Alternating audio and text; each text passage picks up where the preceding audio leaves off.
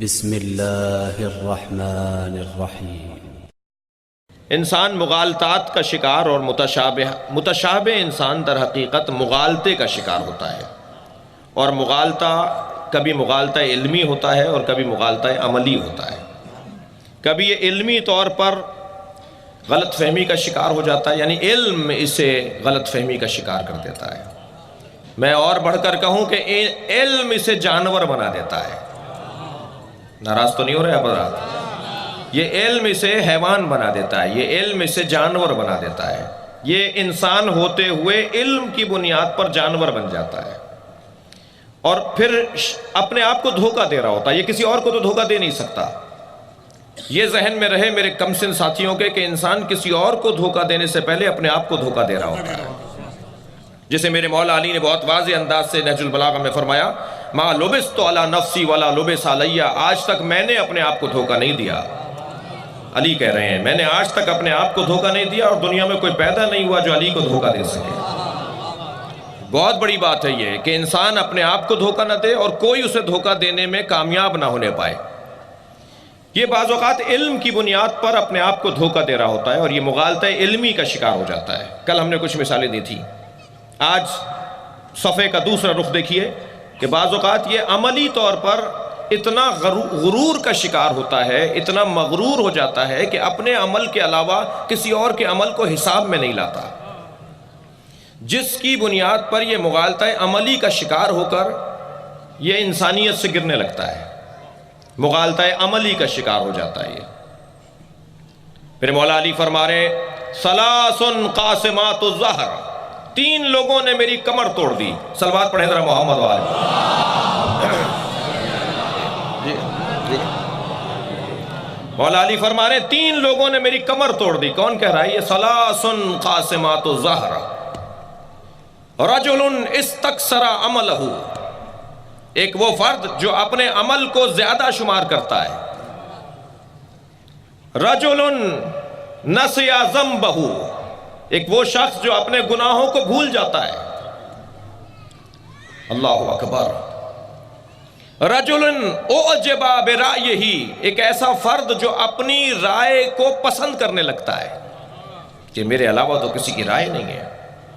یہ تین ایسی بیماریاں ہیں کہ جب انسان اس کا شکار ہو جائے، توجہ چاہوں گا، تو یہ انسان مغالطہ عملی کا شکار ہونے کی بنیاد پر اپنے آپ کو دھوکہ دے رہا ہوتا ہے، اور جس کی سمجھ میں یہ آتا ہے کہ وہ معاشرے کے اوپر حاکمیت اور تسلط قائم کر چکا ہے۔ یہ شخص در حقیقت مغالطہ عملی کا شکار ہے۔ جب ہم مغالطہ عملی کی بحث میں آئیں گے، یعنی متشابہات عملی کی بحث میں آئیں گے، جو آج کی ہماری گفتگو ہے، تو ہمیں تین نظریات کو سمجھنے کی ضرورت ہے۔ ایک نظریہ ہے مفوضہ کا نظریہ، ایک نظریہ ہے مجبرہ کا نظریہ، ایک نظریہ ہے امامیہ کا نظریہ۔ آپ کی دقت کا بہت شکریہ، اتنی توجہ اور ایسی ہی بھرپور توجہ مجھے درکار ہے۔ ایک نظریہ مفوضہ کا نظریہ ہے۔ یہ عقائد کے تین نظریات ہیں۔ علم عقائد میں، نظریات میں، تصورات میں یہ تین عقائد کے رکھنے والے لوگ مسلمانوں کے درمیان ہیں۔ مفوضہ انہیں کہتے ہیں جن کا عقیدہ یہ ہے، جن کا خیال یہ ہے کہ اللہ نے سارے امور ہمارے ہاتھ میں دے دیے ہیں، اب جو ہم کریں گے وہی صحیح ہوگا، ہمارا کرنا ہی حق ہے، ہمارا عمل انجام دینا ہی صحیح ہے۔ تفویض کر دیا اللہ نے، مفوضہ تفویض کر دیا اللہ نے، سونپ دیا اللہ نے، اپنے اختیار ہمارے حوالے کر دیے، ہمیں سونپ دیا۔ یہ مفوضہ ہیں، یہ بھی گمراہی کے اندر ڈوبے ہوئے لوگ ہیں، اس لیے کہ ایسا نہیں ہے۔ کچھ لوگ ہیں جو مجبرہ ہیں، ان کا کہنا یہ کہ ہم کچھ نہیں کرتے، جو کچھ ہم کرتے ہیں وہ اللہ ہم سے کرواتا ہے۔ اگر ہم سے کہیں ظلم ہوا ہے تو ہم نے تو نہیں کیا، یہ ہم مجبور ہیں، اللہ نے کروایا ہے۔ یہ اللہ نے ہاتھ نہ دیا ہوتا نہ ہم چھری چلاتے، اللہ نے نہ طاقت دی ہوتی نہ ہم کسی کا گلا گھونٹتے، اللہ نے ہمیں نہ طاقت دی ہوتی نہ ہم کسی کے ساتھ کوئی زیادتی کرتے۔ ہم نے تو کچھ نہیں کیا، یہ اللہ کی طاقت سے کیا ہے، لہٰذا ہم مجبور ہیں، جو کچھ ہوا ہے وہ اللہ کی طرف سے ہوا ہے۔ یہ ایک گروہ ہے جو مجبرہ کہلاتا ہے، جبریون بھی ان کو کہا گیا ہے۔ اور ایک اور نظریہ ہے، وہ ہے امامیہ کا نظریہ، اور آپ کو اور مجھے صد شکر کرنا چاہیے اللہ کی بارگاہ میں کہ ہم اس مکتب سے تعلق رکھتے ہیں جہاں نہ افراط ہے نہ تفریط ہے، الامر بین الامرین ہے۔ صلوات پڑھیں ذرا محمد و آل محمد۔ لہذا میرے معصوم امام ارشاد فرماتے ہیں لا جبر ولا تفویض بل الامر بین الامرین، نہ جبر کا نظریہ حق کا ہے نظریہ، نہ ہی تفویض کا نظریہ حق ہے، بلکہ الامر بین الامرین، نہ ہم مطلقاً مجبور ہیں، توجہ ہے حضرات کی، نہ ہم مطلقاً مختار ہیں، ہم مختار ہونے اور مجبور ہونے کے درمیان میں بنائے گئے ہیں۔ غور کیا آپ نے؟ نہ ہم مطلقاً مجبور ہیں نہ ہم مطلقاً مختار ہیں۔ کسی شخص نے میرے مولا معصوم امام سے پوچھا کہ آپ یہ جو فرما رہے ہیں کہ الامر بین الامرین، نہ ہم مجبور مطلق ہیں نہ ہم مختار محض ہیں، ہم الامر بین الامرین کی کیفیت میں ہیں، تو اسے آپ کیسے سمجھائیں گے ہمیں؟ حضرت نے اس پوچھنے والے سے فرمایا کہ تم اپنا ایک پیر اٹھاؤ، کھڑا ہوا تھا وہ، حضرت نے فرمایا اپنا ایک پیر اٹھاؤ، اس نے اپنا ایک پیر اٹھا لیا، حضرت نے فرمایا تم اتنے ہی مختار ہو۔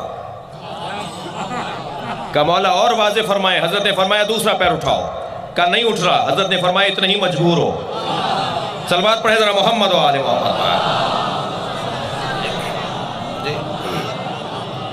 انسان نہ مطلقاً مختار ہے نہ انسان مطلقاً مجبور ہے، اسے پروردگار عالم نے کچھ صلاحیتیں عطا کی ہیں، ان صلاحیتوں کی بنیاد پر وہ اپنے اختیارات کو استعمال کرے۔ غور فرمائیں گے، اللہ نے ہاتھ دیا ہے، اللہ نے زبان دی ہے، اللہ نے آنکھیں دی ہیں، اللہ نے زبان دی ہے، اللہ نے کان دیے ہیں، پیر دیے ہیں، یہ ہمارے دو ہاتھ ہیں، چار نہیں ہیں، اس میں ہم مجبور ہیں۔ ہم فلاں ماں باپ کے گھر پیدا ہوئے، فلاں دوست کے ماں باپ کے گھر پیدا نہیں ہوئے، یہ بچے بعض اوقات سوچتے ہیں جی، اس میں ہم مجبور ہیں، اس میں مختار نہیں ہیں، مجبور ہیں۔ فلاں ماں باپ کے گھر پیدا ہونا ہمارے اختیار میں نہیں تھا، فلاں زبان بولنے والے پیدا ہوئے ہمارے اختیار میں نہیں تھا، فلاں شہر میں پیدا ہوئے ہمارے اختیار میں نہیں تھا، مختار نہیں ہے، ہم مجبور ہیں۔ اللہ نے ہماری دو آنکھیں رکھی ہیں، ہم اس میں مجبور ہیں، لیکن یہ آنکھیں کیا دیکھیں اس پہ ہم مختار ہیں، یہ ہاتھ کہاں چلیں اس پہ ہم مختار ہیں، یہ پیر کہاں جائیں اور کہاں نہ جائیں اس پر ہم مختار ہیں۔ لہٰذا ہم نہ مجبور محض ہیں نہ مختار مطلق ہیں، ہمیں پروردگار عالم نے صلاحیتیں عطا کی ہیں، بس یہ ذہن میں رہے کہ جس نے صلاحیت دی ہے کم سے کم اس کا اتنا تو شکریہ ادا کیا جائے کہ اس کی مرضی کے مطابق ہاتھ چلایا جائے، اس کی مرضی کے مطابق ہاتھ چلائی جائے، اس کی مرضی کے مطابق پیر چلائے جائیں۔ صلوات پڑھیں محمد و آل محمد۔ اگر آپ ہمارے لیٹسٹ ویڈیوز کے بارے میں جاننا چاہتے ہیں تو ہمارے چینل کو سبسکرائب کریں اور بیل آئیکن کو پریس کریں۔ شکریہ۔